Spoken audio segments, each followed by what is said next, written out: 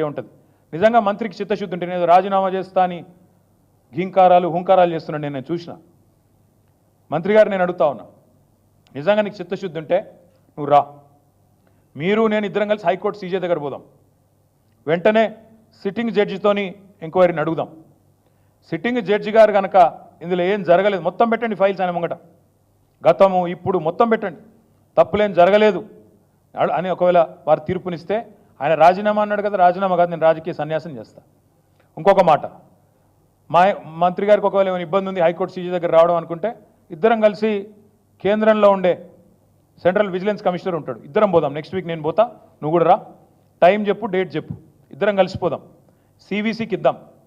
మంత్రి గారికి నేను ముందే చెప్తా ఉన్నా, ఇప్పటికైనా తప్పు సరిదిద్దుకోండి, వెంటనే టెండర్లు రద్దు చేయండి. జరిగింది తప్పు, ముఖ్యమంత్రి కూడా నేను చెప్తా ఉన్నా, జరిగింది తప్పు 100%. ఇది ముమ్మాటికి నీకు తెలుసు, ఇరికిపోయినావు అని తెలుసు.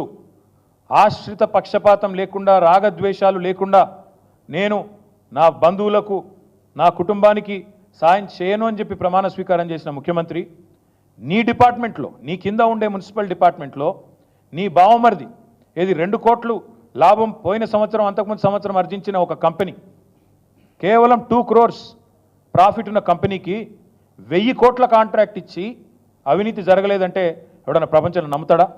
వస్తావా మరి? సివిసి దగ్గరకు వస్తావా? హైకోర్టు సీజే దగ్గరకు వస్తావా?